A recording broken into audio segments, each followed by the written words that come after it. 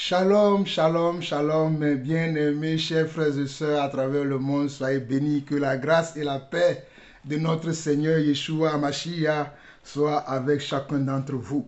Nous bénissons le Seigneur pour ce moment, ce privilège, cette opportunité qu'il nous donne une fois encore, afin que nous puissions partager sa parole qui est la vérité, sa parole qui est une lampe à nos pieds, sa parole qui nous éclaire, sa parole qui nous amène à rentrer véritablement en profondeur avec lui.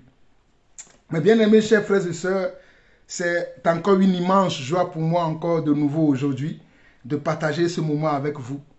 C'est vraiment une grande joie que Dieu me donne, même si quelque part je suis un peu triste, parce que ce que je m'apprête à vous révéler n'est pas quelque chose de joyeux, n'est pas quelque chose de gai, mais nous devons comprendre que ces choses doivent arriver afin que nous puissions savoir que nous devons faire attention, que nous devons tenir ferme dans notre foi et que nous devons faire les choses selon la parole de Dieu. Mais avant de continuer, mes bien-aimés, chers frères et sœurs, laissez-moi, nous allons conduire ce moment par la présence du Seigneur. Nous allons faire une courte prière. Éternel, notre Dieu, nous te bénissons, nous te rendons toute la gloire. Toi qui es notre Père, toi qui es notre Dieu, toi qui es notre Seigneur, toi qui es notre Sauveur, toi qui dis et la chose arrive, toi qui ordonnes et elles existent, nous voulons te dire merci encore. Merci pour le renouvellement de notre souffle de vie. Merci, Papa, pour la bonne santé. Merci pour nos sorties et nos entrées. Merci parce que tu veilles sur nous, même la nuit, même le jour, pendant tout notre parcours sur cette terre, nos va-et-vient, tu es toujours là. Merci pour le pain que tu nous donnes à manger tous les jours. Merci pour l'eau que tu nous permets de boire tous les jours. Merci pour la bonne santé de nos familles, de nos conjoints, de nos enfants. Merci également pour l'épanouissement que tu nous donnes au travers de ta parole. Merci parce que tu nous rappelles tous les jours ta parole. Merci parce que tu écris sur la table de nos cœurs tous les jours ta parole, Papa. Afin que nous puissions chérir cette parole, afin que nous puissions serrer cette parole très fort dans notre conscience et dans notre subconscient, afin de marcher tous les jours selon cette parole. Merci Seigneur, merci, merci encore. À toi seul la gloire, l'honneur, la puissance pour des siècles, au nom de Jésus. Ainsi nous avons prié. Amen. Mes bien-aimés chers frères et sœurs, je vais vous raconter une petite histoire qui s'est passée au Texas le week-end dernier. L'histoire s'est passée au Texas le week-end dernier et je vais vous le montrer aujourd'hui. C'est une histoire qui s'est passée et nous devons faire attention. Nous devons faire attention. Je vous montre une photo. Regardez bien cette photo. Regardez bien. Regardez. Vous voyez? Vous voyez cette photo de ce jeune homme et de cette femme? Regardez bien. Je rapproche de mon écran. Regardez bien. Regardez-le bien. Regardez bien la photo. Vous voyez bien? Ok. Si vous avez bien vu, je vais vous lire un article qui parle de ce qui s'est passé. C'est une histoire qui s'est passée, je crois, le week-end dernier au Texas, aux États-Unis. Et je suis tombé là-dessus aujourd'hui, ou hier, je crois que c'était hier que je suis tombé dessus. Et j'aimerais vous lire quelques passages de cette histoire-là. Comme ça, vous allez comprendre que nous devons faire attention aujourd'hui. Parce que c'est très important. Alors, on nous dit ici, hein, l'histoire, il est en anglais, mais je vais essayer d'utiliser mon traducteur pour traduire le message en français afin de vous le lire en français. Excusez-moi, je cherche mon... Bon, je vais vous lire l'histoire parce que moi, je l'ai déjà lu pour qu'on ne perd pas beaucoup de temps. Je vais vous montrer, je vais vous expliquer l'histoire rapidement.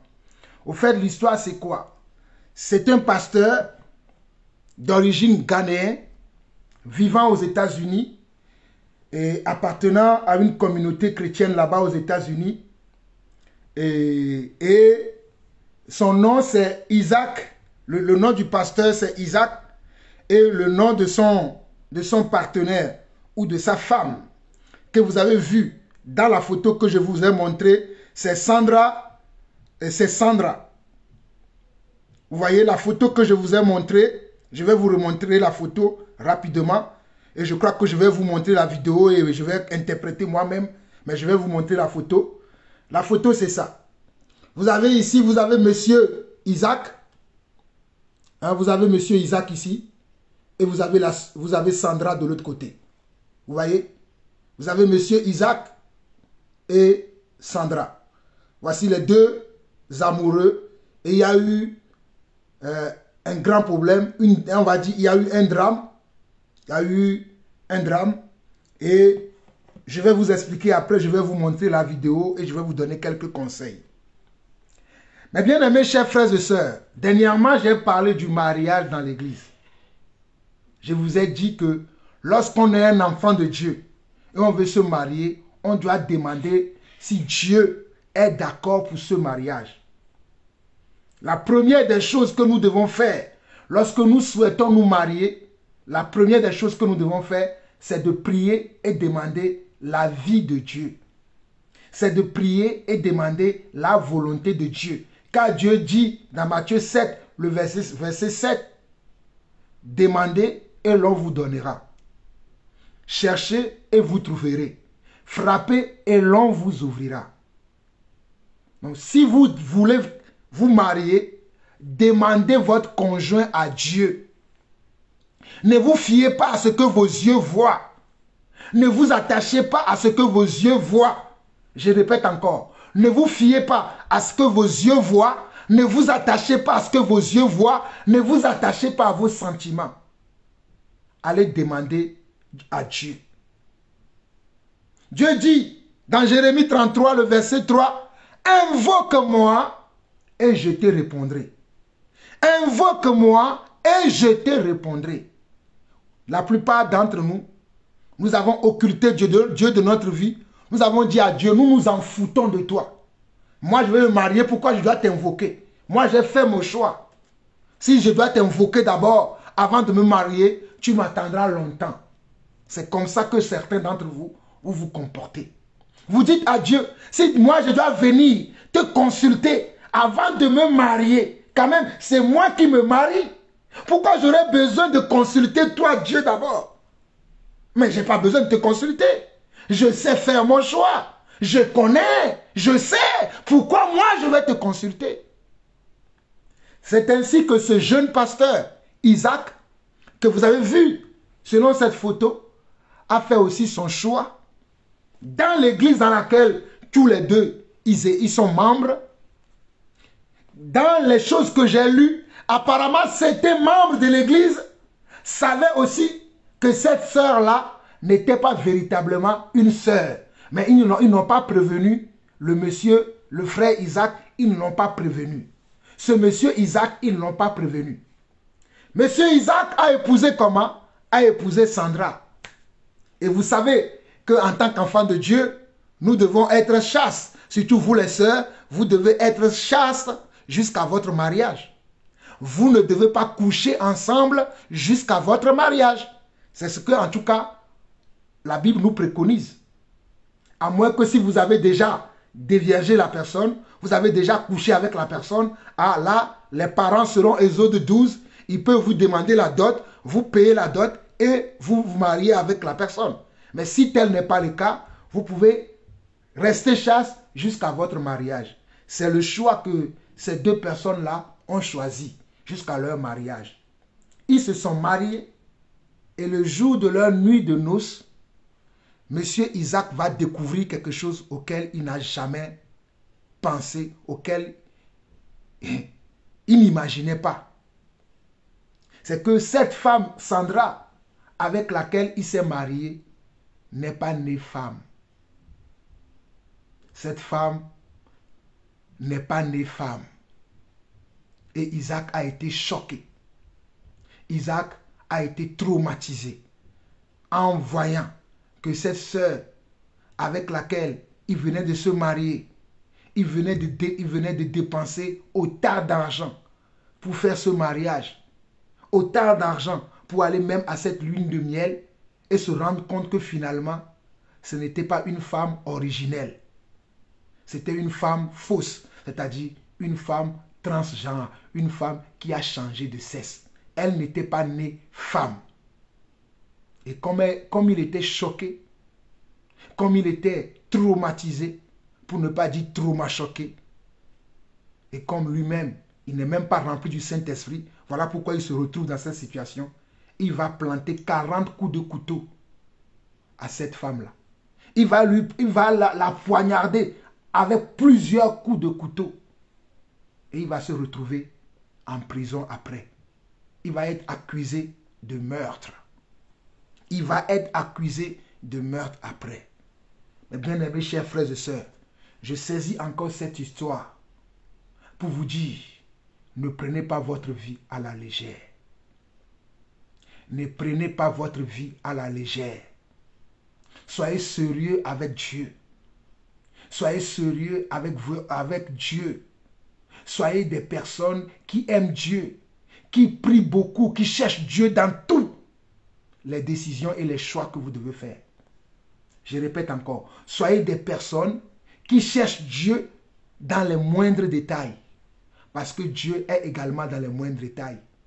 Ne courez pas, ne faites pas comme monsieur tout le monde. Ne faites pas comme le monde. Vous êtes des enfants de Dieu. Alors dans chaque décision que vous prenez, dans chaque choix que vous faites, vous devez mettre Dieu au devant. Vous devez demander l'avis de Dieu et vous devez avoir le discernement pour discerner ces choses afin que vous ne soyez pas tombés dans le même piège que ce monsieur ou pire que cela encore.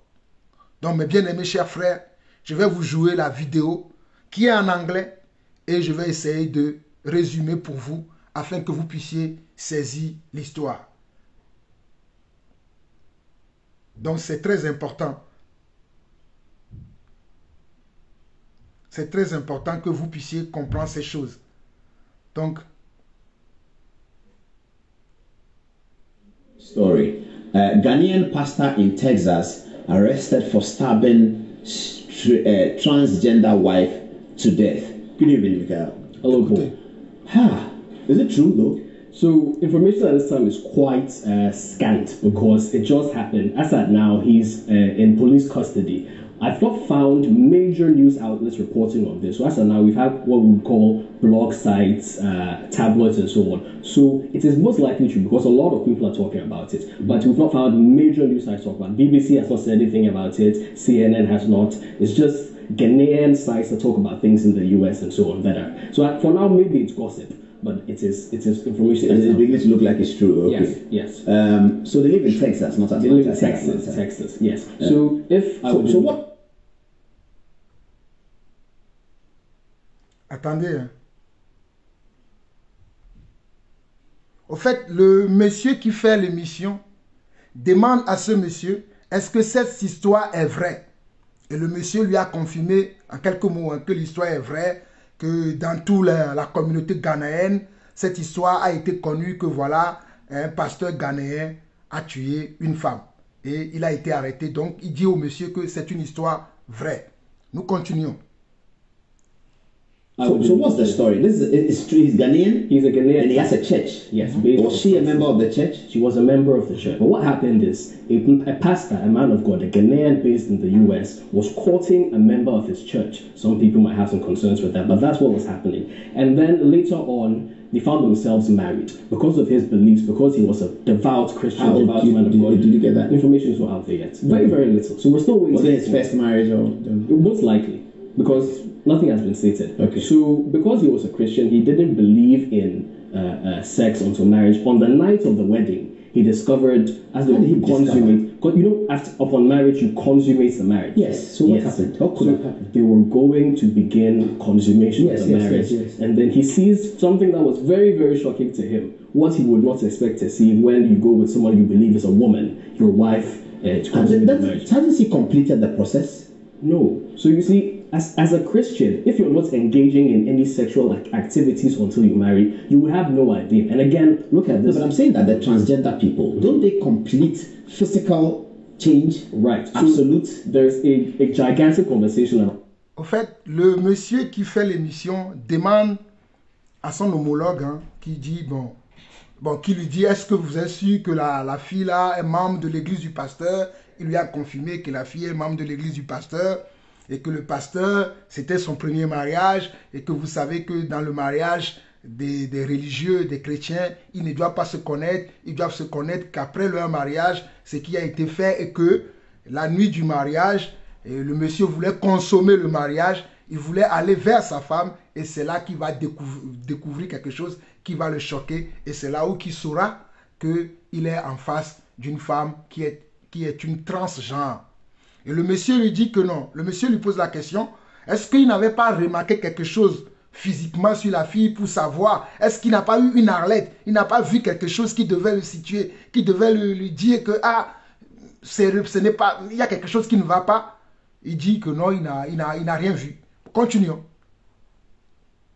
Conversation around this, that in the first place, if somebody says that he is a woman, he does not have to undergo surgery. He is a woman. That is part of it. Some people believe you must undergo. In this case, she had not fully undergone because the man saw male genitalia. That put him off and then led him to stab him over 40 times. Horrendous, but let me understand it. This is how the person looks like. Yes, as you can see, the person has very most likely taken hormones to feminize his features. And this happens over many years. But if you're taking hormones to feminize your features and you're going to get married, or you want to get married, don't they go through some surgery?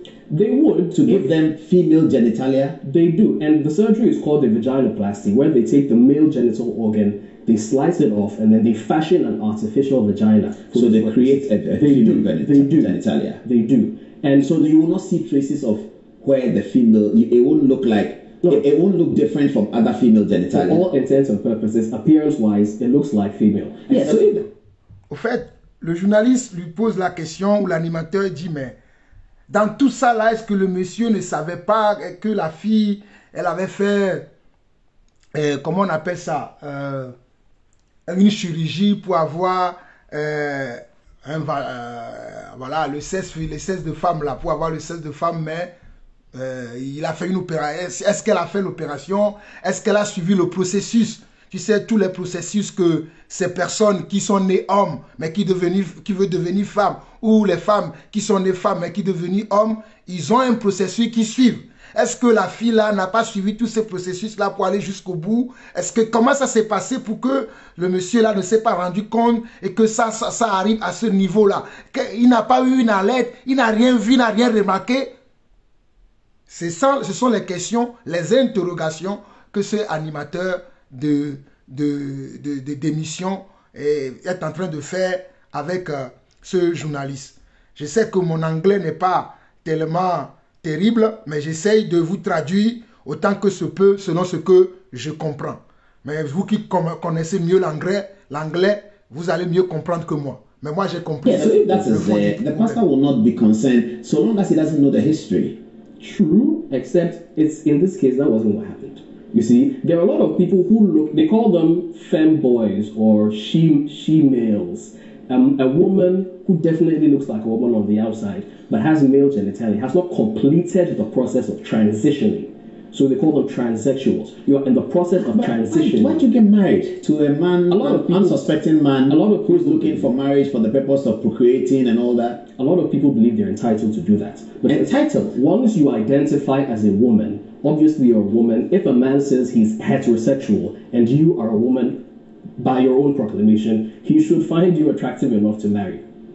There's a gigantic... If this is a young man, as he appears in the photograph, and he's looking to start a family, and you know that you cannot procreate in the circumstance, as we're hearing, she cannot procreate. True.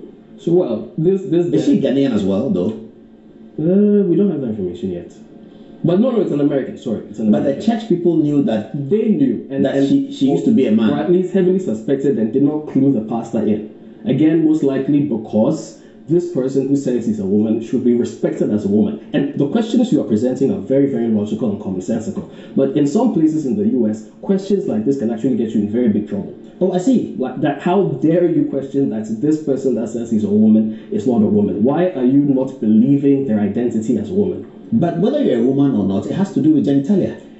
The conversation has evolved beyond that, at least in the United States. In Ghana, definitely not. It is still very binary. In the US, you have instances like they say, her male organ, his female organ. It happens a lot in many cases. And so for us, maybe they say we're behind because the fact that he says he's a woman is enough.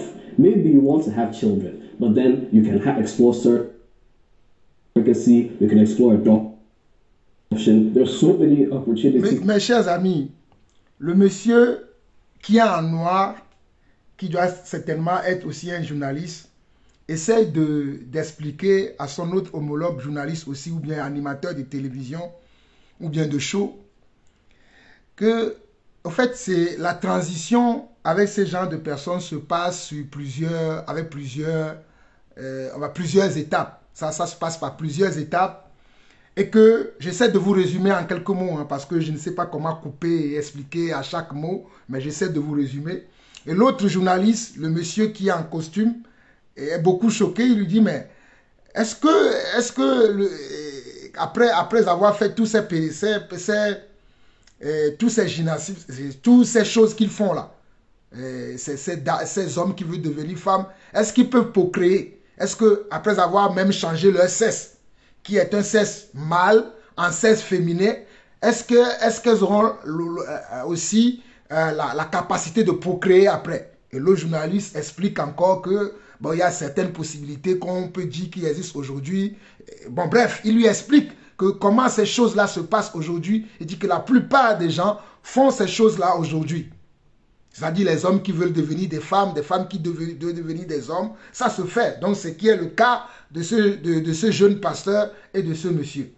Donc, l'autre animateur voulait savoir, mais il dit que dans tout ça là, le monsieur n'a rien vu avant.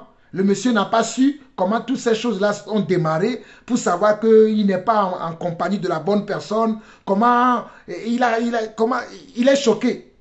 Je vais reculer un peu et je vais vous rejouer. Comme ça, là, je ne vais plus arrêter. Je vais laisser jusqu'à la fin et après, je vais vous expliquer, donner un petit résumé. A unsuspecting man who's looking for marriage for the purpose of procreating and all that. A lot of people believe they're entitled to do that. But Entitled? Once you identify as a woman, obviously you're a woman. If a man says he's heterosexual and you are a woman, by your own proclamation, he should find you attractive enough to marry. There's a gigantic... If this is a young man, as he appears in the photograph, Yes. and he's looking to start a family, and you know that you cannot procreate in the circumstance, as we're hearing, she cannot procreate. True. So, well, this Is she Ghanaian as well, though? we don't have that information yet.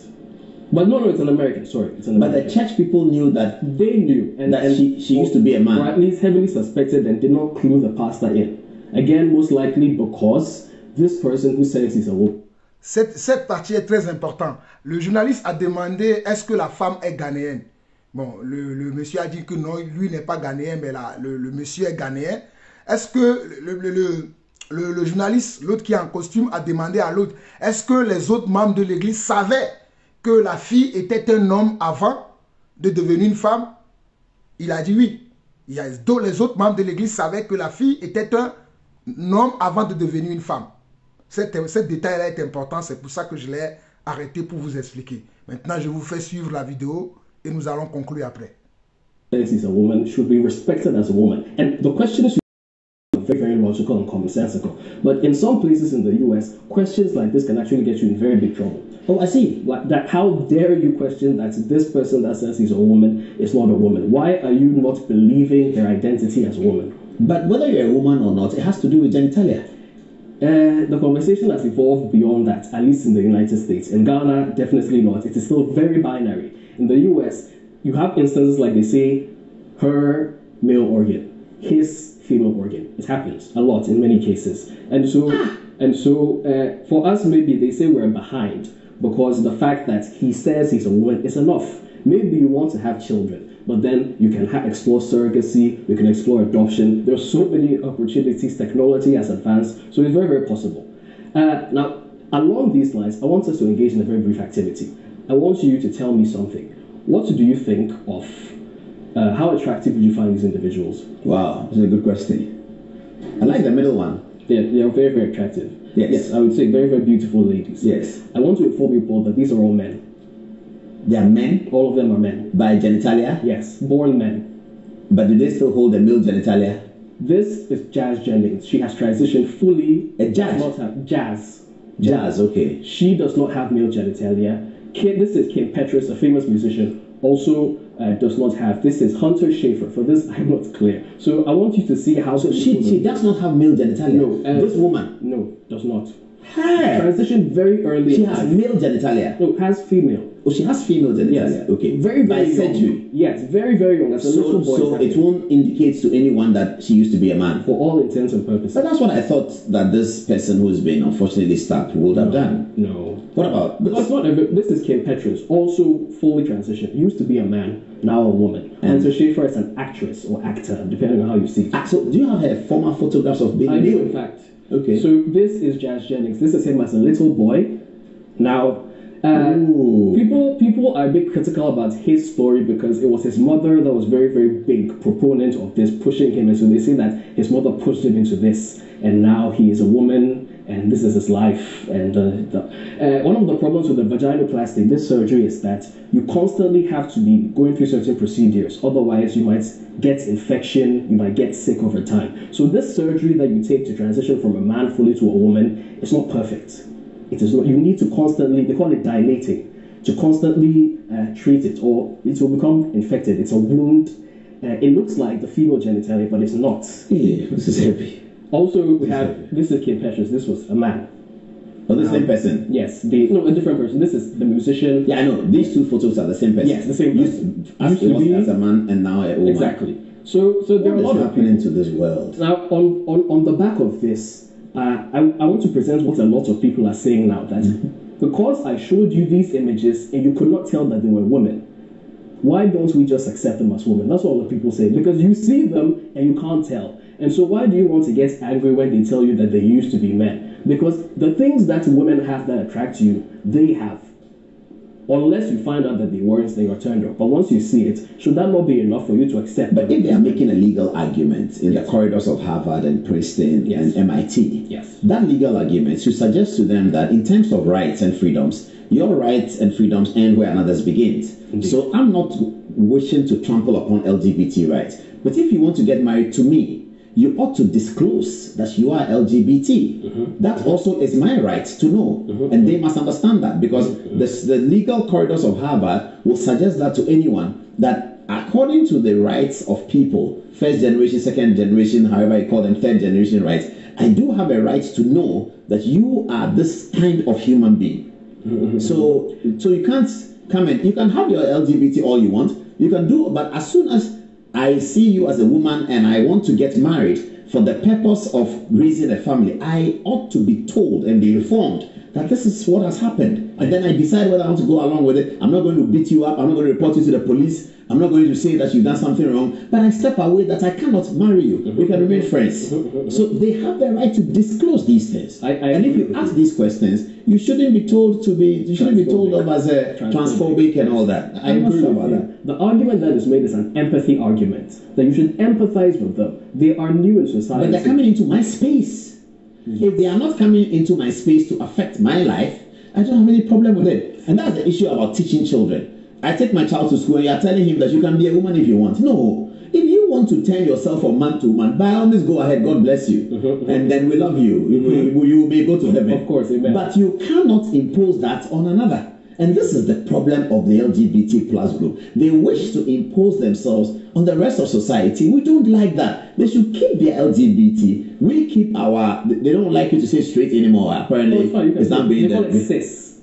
What? Cis. C-I-S. Cisgendered. That's the straight people? Yes. Okay, so we want to be straight. You want to be LGBT. The world belongs to all of us. Jesus loves all of us. So that's okay. True. But to come hide it from me, and I discover that on the night of wedding, that I cannot even have a regular intercourse with you because you are male, is horrendous. Well, yeah, some people might see it differently. And then it goes back to, empathy. They would appeal with you to be empathetic. To marry them. Yes, because... And be empathetic. Yes, because this is the society we are in. So I cannot have any intercourse of that nature for the rest of the marriage if I'm going to be faithful. Oh no, they say that once you're heterosexual, you should be able to have intercourse with them. Why do you have a problem? Why do you take exception to But if the genitalia is male, how do I do that? True. And then maybe we'll have to explore some options that might be unconventional. But then that is the argument that is very largely made, that if you're not doing this, you're not accommodating them, you're not being empathetic. Maybe the legal arguments might not be too strong, but the empathy cases, please consider them. Yeah, the empathy case is that when I see you in the bus, I will not sit away. When you come to a party in my house and you are transgender, I will not dismiss you. If I'm a pastor and you come to my church, you walk in as a transgender, I will still minister Jesus Christ to you. That's the empathy, the love. But not to take up with you in marriage, because the Bible says the two shall become one. I cannot become one with you because you are a man. Yes. God didn't join a man to a man. He joined a woman to a man. These days they say God created Adam and Steve. That's what they say, which is terrible, but it's okay. God will forgive all of us. I mean, all this guy's going to go to jail. Yes, unfortunately, he's facing murder charges. Now, one of the points that were raised was that instead of killing this person, you should have just waited and sought an annulment. In the state of Texas, one of the parameters for securing an annulment is fraud. And in this case, you can clearly say that the person fraudulently represented their identity. The application would have failed in today's America. Texas is very red. It's a red state. Texas is very, very red. And with Donald Trump up now. Not very, very red. But I'm sure the mood in which he was, it doesn't excuse him attempting to kill somebody. I don't know what was going on. And I don't even think he's going to be okay for a long time. No. So one possible defense you might have is insanity, except 40 times doesn't indicate insanity. It indicates some extreme vitriol. He may have the charges. If he has a good lawyer, he might have murder converted to manslaughter. Most likely. And then he may get a lower sentence. Most likely. But this is very bad. Can you keep an eye on the story and inform our viewers? I think of something else. Yeah. Was it? Yes, the defenses. So unfortunately, the best he can do is insanity, which is not too strong. But that's how we'll see how it goes. We'll see how it goes anyway. Keep an eye on it for us, and that's an interesting story, viewers. I'm sure people have been sending us texts about this. Let's see. J'espère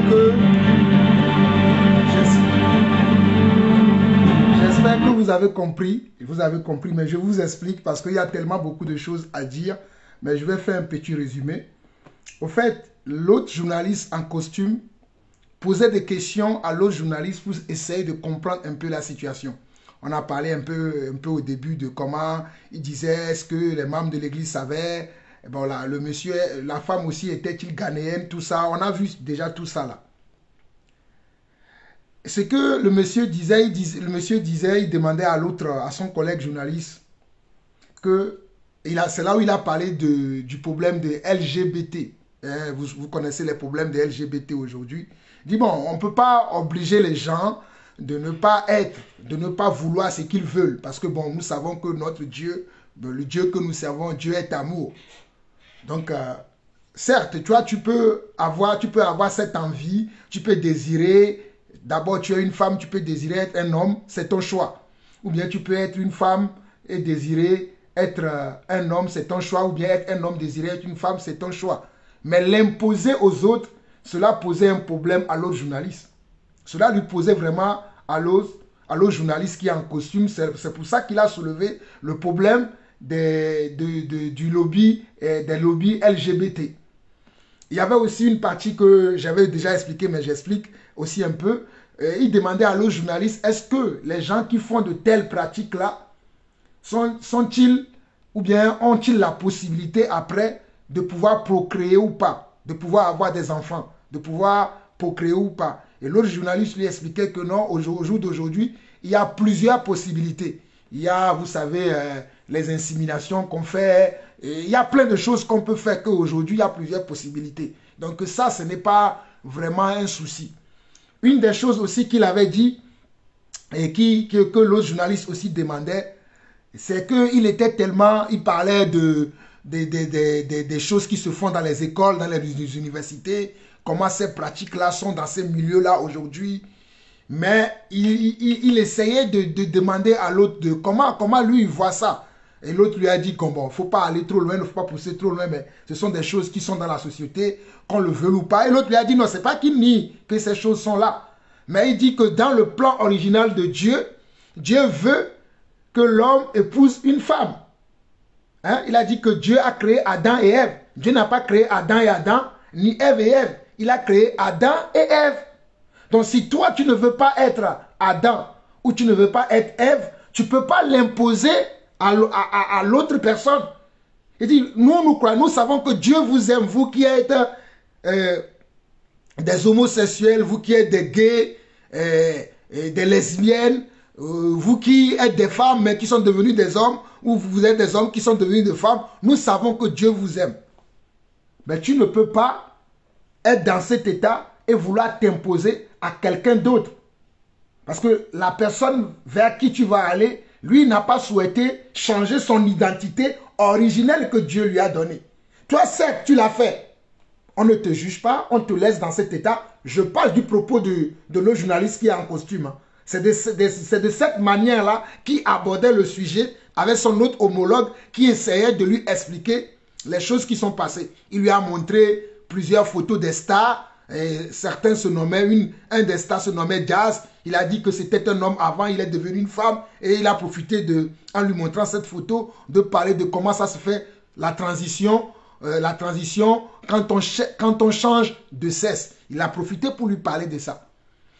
Mais l'autre journaliste a été tellement pertinent en lui disant que bon, il peut comprendre toutes ces choses, mais qu'on ne peut pas obliger quelqu'un qui veut marcher avec Dieu, qui cherche son Dieu, qui prie son Dieu, à accepter que quelqu'un qui délibérément est né homme, mais qui est devenu femme, ou bien peut-être qui est né femme, qui veut devenir homme, comment je peux dire ça? L'imposer à l'autre. On ne peut pas imposer ça à l'autre parce que ce n'est pas le choix de l'autre d'être un homme et devenir une femme. Peut-être toi, tu as fait le choix, mais l'autre n'a pas fait le choix. Et dans le plan original de Dieu, Dieu a bel et bien créé Adam et Ève. Il a insisté là-dessus. Qu'on n'a pas de problème avec les gens qui sont des hommes mais qui veulent devenir des femmes, ou bien qui sont des femmes mais qui veulent devenir des hommes. Nous n'avons pas de problème avec eux parce que nous savons que Dieu les aime et Dieu veut les sauver. Je dis aussi la même chose. Mais en aucun moment, toi qui es homme et que tu es devenu femme, tu vas aller t'imposer à un homme.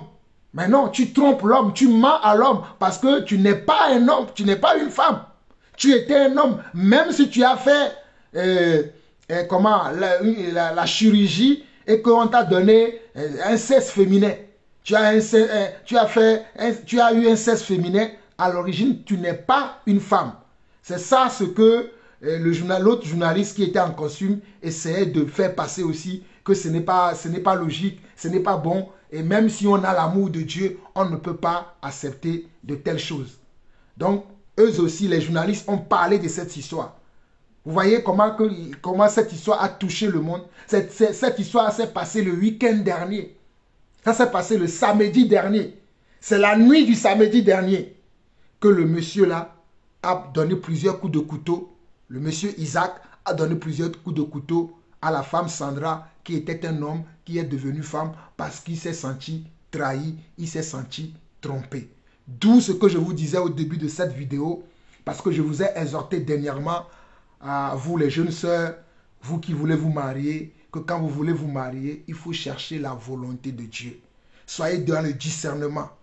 Ne dites pas que c'est un pasteur. Regardez dans ce cas, c'est un pasteur, c'est un prédicateur, c'est un pasteur insensé, selon moi, un pasteur insensé qui est tombé dans le piège du diable.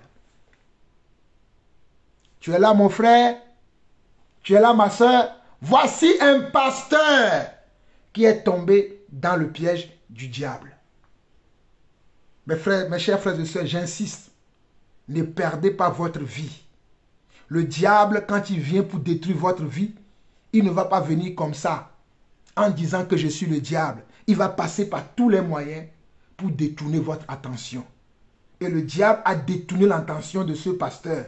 Il a vu l'apparence de cette femme, il a apprécié. Il a dit, je veux me marier avec elle. Il n'a pas cherché à savoir qu'est-ce qui se cache derrière cette carapace. Qu'est-ce qui se cache derrière cette apparence. Il ne l'a pas fait. Il n'a pas cherché la volonté de Dieu. Il n'a pas fait des enquêtes. Il n'a pas posé des questions aux alentours, aux personnes qui connaissaient cette fille. Il n'a pas cherché à savoir d'où vient cette fille. Il n'a pas cherché à comprendre cette fille-là, elle vient d'où? Quelle est son histoire? Quel est son témoignage? Il n'a pas cherché. Il n'a pas cherché quel est son témoignage. Il n'a pas pris le temps. Oh, elle est belle, elle est jolie, je vais me marier. Ils se sont mariés et à peine le mariage célébré, il veut maintenant consommer le mariage. La nuit où ils se sont mariés, il devient un meurtrier. Mes chers frères et sœurs, je vous partage cette histoire parce que ma parole, la parole de Dieu, pas ma parole à moi, la parole de Dieu dit dans 2 Timothée chapitre 4. Je vais vous lire ce passage rapidement. 2 Timothée chapitre 4, verset 1 à 2, qui dit: je t'en conjure devant Dieu et devant Jésus-Christ, qui doit juger les vivants et les morts, et au nom de son avènement et de son royaume, prêche la parole, insiste en toute occasion, favorable ou non, reprend, censure, exhorte avec toute douceur et en instruisant. Regardez bien, il dit: je t'en conjure devant Dieu et devant Jésus-Christ, qui doit juger les vivants et les morts, et au nom de son avènement et de son royaume, prêche la parole, insiste en toute occasion, favorable ou non, reprend, censure, exhorte avec toute douceur et en instruisant. Et le verset 4, car il dit, verset 3 plutôt, car il viendra un temps où les hommes ne supporteront pas la saine doctrine, mais ayant la démangeaison d'entendre des choses agréables, ils se donneront une foule de docteurs selon leur propre désir. Verset 4, détourneront l'oreille de la vérité et se tourneront vers les fables. C'est ce que nous vivons aujourd'hui dans l'église. On nous dit dans 2 Timothée, chapitre 4, le verset 1 à 4, je t'en conjure devant Dieu et devant Jésus-Christ qui doit juger les vivants et les morts, et au nom de son avènement et de son royaume, prêche la parole, insiste en toute occasion, favorable ou non, reprend, censure, exhorte avec toute douceur et en instruisant. Verset 3 et verset 4, car il viendra un temps où les hommes ne supporteront pas la saine doctrine, mais ayant la démangeaison d'entendre des choses agréables, ils se détourneront, ils se donneront une foule de docteurs selon leur propre désir, détourneront l'oreille de la vérité et se tourneront vers les fables. Donc pendant le temps que nous vivons aujourd'hui, les gens ne veulent plus écouter la saine doctrine. Selon la saine doctrine, quand tu veux te marier dans l'église de Dieu, tu dois demander d'abord à ton Père que tu ne vois pas qui est aux cieux, quel est l'état de cet homme ou de cette femme que tu m'as montré ou qui s'intéresse à moi. Est-il ton enfant? Est-il ton serviteur ou ta servante? Puis-je m'engager avec lui ou avec elle? Tu dois absolument le faire. Absolument. Si tu ne veux pas te retrouver toi aussi meurtrier, ou tu ne vas pas, ou si tu ne vas pas, si on ne va pas te tuer toi-même. Oui, oui, oui. Parce que vous vous détournez l'oreille de la vérité. Vous avez la démangeaison d'entendre les choses agréables. En tout cas, sur ma chaîne Jean-Paul Lawson, vous n'attendrez jamais les choses agréables. Je vous prêcherai toujours la vérité. Car je suis sur le chemin de la vérité. Je ne changerai pas. Et vous vous êtes donné des docteurs selon votre propre désir aujourd'hui. Vous aimez le docteur qui vous raconte des bêtises. Vous aimez ça. Mais nous qui vous disons la vérité, vous ne nous aimez pas. Parce que pour vous, nous sommes durs. Pour vous, nous sommes trop durs. Continuez. Allez-y. Ce n'est pas moi qui va mourir bêtement. C'est vous-même. Je plains. Je ne sais pas quoi, je sais quoi vous dire. Une dernière chose que je veux dire concernant cette histoire. Cette histoire s'est passée aussi Parce que dans l'église, on ne prêche plus la vérité. Cette histoire s'est passée parce que dans l'église aujourd'hui, on ne prêche plus la saine doctrine. Dans l'église aujourd'hui, sous prétexte que Dieu est amour, il faut qu'on accepte les homosexuels dans les chorales, dans les départements de l'église, il faut qu'on accepte les LGBT, il faut qu'on accepte tout le monde. On sait que le frère là est un gay. On sait que la sœur là est une lesbienne. On dit non, on ne dit rien. Dieu aime les lesbiennes. Dieu aime les gays. On ne doit pas les brutaliser. On ne doit pas les martyriser. On ne doit rien faire. Alors que si on prêchait la saine doctrine, ces personnes seront comment? Ils vont quitter l'église. Si je dis que Dieu ne veut pas que vous soyez des gays, Dieu ne veut pas que vous soyez des lesbiennes. Si dans ton assemblée, tu as des gens qui ont cette aspiration et que tous les jours, tu prêches ça, au bout d'un moment, soit ils vont changer, soit ils vont quitter ton assemblée et ils ne vont te causer aucun dommage. Écoutez-moi très bien. Si nous demeurons fermes dans la parole de Dieu en disant que ni les efféminés, ni les adultères, ni les homosexuels mériteront le royaume de Dieu, ces personnes-là quitteront nos assemblées. Et nous n'allons pas causer des dommages à nos frères et sœurs.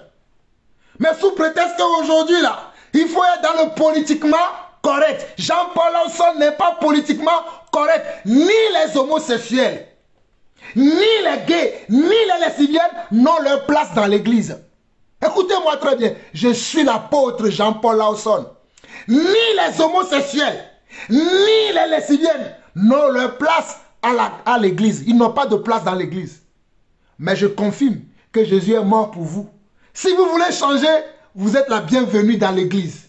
Si vous voulez changer, si vous voulez vous repentir de votre lesbianisme, si vous voulez vous repentir d'avoir été gay, vous êtes la bienvenue dans l'église. Mais si vous voulez venir dans l'église, ramener le lesbianisme, ramener ces abominations dans l'église, vous n'avez pas votre place dans l'église. Écoutez-moi très bien. Si tu es un gay qui ne veut pas changer, éloigne-toi de Jean-Paul Lawson. Si tu es une lesbienne qui ne veut pas changer, éloigne-toi de Jean-Paul Lawson. Ne t'approche même pas de moi. Car Dieu ne veut pas des lesbiennes dans son église. Dieu ne veut pas des gays dans son église. Voici les messages là qui ne sont pas prêchés aujourd'hui. Voilà pourquoi les églises de nos jours sont remplies de gays et de lesbiennes. Et il y a même des mariages qu'on célèbre dans les églises aujourd'hui où on marie les personnes de même sexe. On marie les personnes de même sexe aujourd'hui dans les églises. Vous n'avez pas honte. On marie les personnes de même sexe aujourd'hui dans les églises. D'ailleurs, les mariages n'ont rien à voir avec les églises. Mais aujourd'hui, nous sommes tombés tellement bas. Nous ne voulons pas respecter la parole de Dieu. Nous sommes devenus maîtres de nous-mêmes. Nous sommes devenus Dieu nous-mêmes. Et nous décidons, nous imposons à Dieu ce que lui doit voir. Nous ne voulons pas obéir à sa parole. Ce que sa parole nous dit, ce qu'il nous conseille dans sa parole, nous avons dit non. Dieu, tu es méchant. Dieu, tu es dur. Dieu, tu demandes trop. Moi, je veux faire ce que je veux. Appelle un frère qui a ses sources d'aspiration. Et tu lui dis, ça là, c'est le diable qui te trompe. On va te traiter, tu es trop dur. Appelle la sœur. Tu lui dis, hey, Dieu ne te permet pas de changer ton sexe. Hein? Oh non, non, ce sentiment que tu as ne vient pas de Dieu. On va te dire, tu es trop dur. Mes amis, dites-moi que je suis trop dur. Je m'en fous. C'est vos âmes que je veux sauver. C'est des personnes qui doivent aller en prison que je veux épargner de la prison. C'est des personnes qui vont souffrir dans leur mariage que je veux épargner de souffrance de leur mariage. C'est des personnes qui ne vont jamais avoir d'enfants que je veux épargner de ça. Alors je continuerai à prêcher la vérité, que vous le voulez ou pas. Je termine Romains chapitre 1. Romains chapitre 1, verset 18 au verset 28. Romains chapitre 1, verset 18 au verset 28 dit ceci. La colère de Dieu se révèle du ciel contre toute impiété et toute injustice des hommes qui retiennent injustement la vérité captive. Écoutez très bien. La colère de Dieu se révèle du ciel contre toute impiété et toute injustice des hommes qui retiennent injustement la vérité captive. Donc les hommes connaissent la vérité, mais ils ont choisi délibérément de leur propre chef de la retenir captive, sans l'annoncer, sans le dire dans les assemblées chrétiennes, sans le prêcher sur les toits. Mais moi, mon Dieu m'a dit, dans Matthieu chapitre 10, ce que je te dis à l'oreille, prêche-le sur les toits. Voilà pourquoi ces derniers jours, vous me voyez prêcher, et je continuerai à prêcher. Si je ne meurs pas, si Jésus ne revient pas, si Jésus ne me rappelle pas, je continuerai à prêcher ces choses pour vous. Je continuerai. Verset 19 de Romains chapitre 1. Car ce qu'on peut connaître de Dieu est manifeste pour eux, Dieu le leur ayant fait connaître. En effet, les perfections invisibles de Dieu, sa puissance éternelle et sa divinité se voient comme à l'œil nu depuis la création du monde quand on les considère dans ses ouvrages. Ils sont donc inexcusables. Écoutez. Ils sont donc inexcusables. Je n'excuserai jamais le péché. Je n'excuserai jamais les gays dans l'église. Je n'excuserai jamais les lesbiennes dans l'église. Je n'excuserai jamais ces abominations. Ce sont des abominations. Ce sont des choses que je n'excuserai jamais. Regardez, verset 21, ils sont donc inexcusables, car ayant connu Dieu, ils ne l'ont point glorifié comme Dieu, et ils ne lui ont point rendu grâce, mais ils se sont égarés dans leurs pensées, et leur cœur sans intelligence a été plongé dans les ténèbres.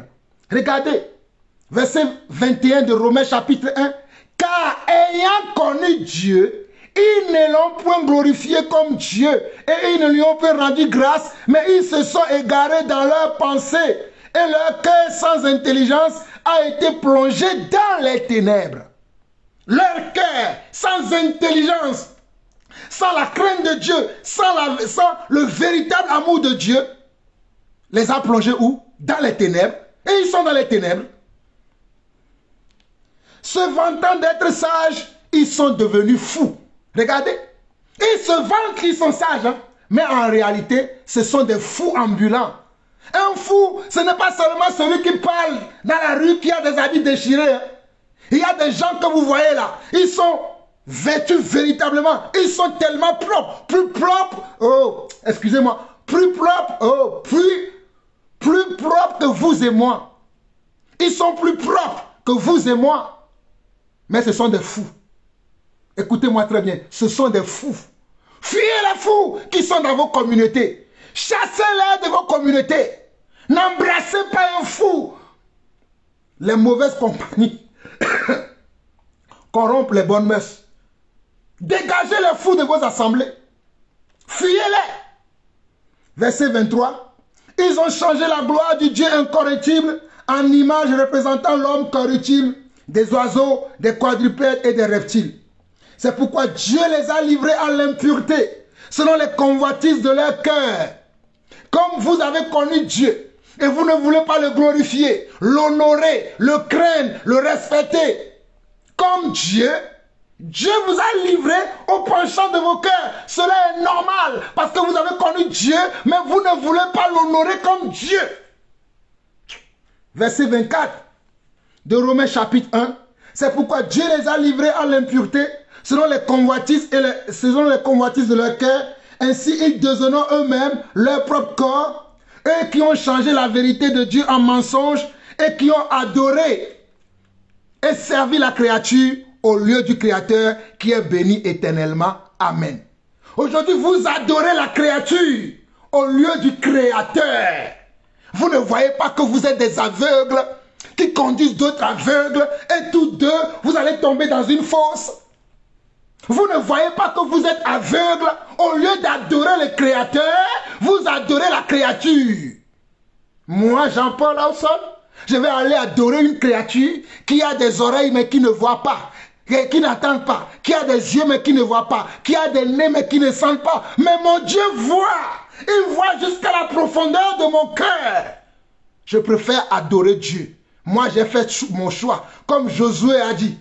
Il dit, moi et ma maison, nous servirons l'Éternel. Moi et ma maison, nous servirons l'Éternel. Moi et ma maison, nous servirons l'Éternel. Faites ce que vous voulez dans vos maisons, dans vos familles. Dites non, c'est pas grave, on ne doit rien dire, c'est normal. Hey, ce n'est pas normal pour moi.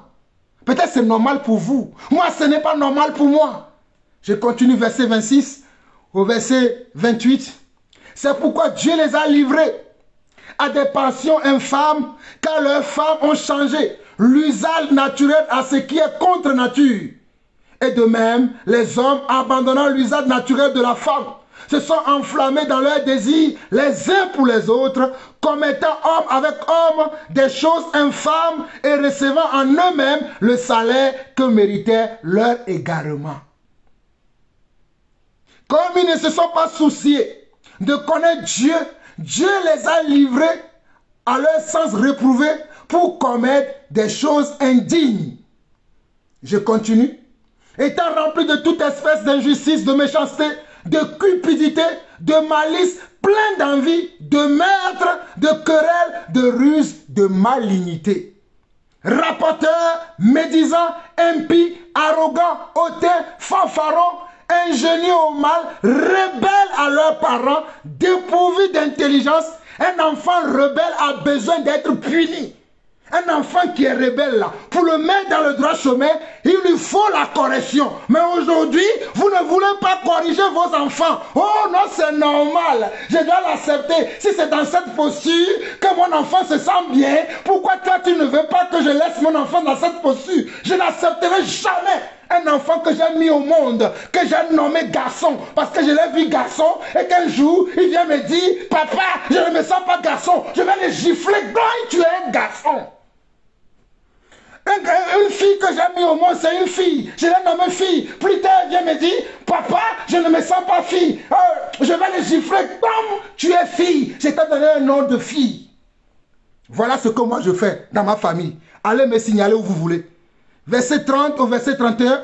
Rapporteurs, médisants, impies, arrogants, hautains, fanfarons, ingénieux au mal, rebelles à leurs parents, dépourvus d'intelligence, de loyauté, d'affection naturelle, de miséricorde, et bien qu'ils connaissent le jugement de Dieu, déclarant dignes de mort ceux qui commettent de telles choses, non seulement ils le font, mais encore ils approuvent ceux qui les font. Regardez le verset 32 de Romains chapitre 1. Et bien qu'ils connaissent,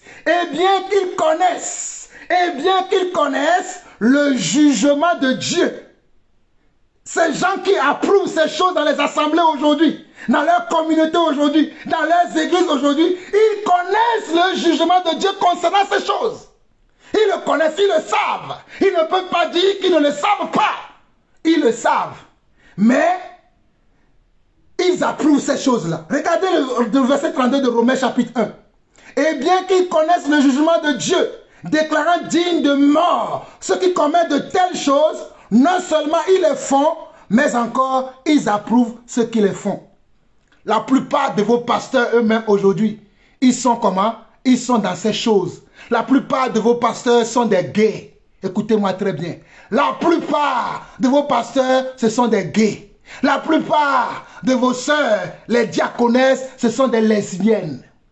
La plupart de nos sœurs dans l'église, ce sont des lesbiennes. Ce sont des femmes qui s'accrochent entre elles. Ce sont des hommes qui s'accrochent entre eux.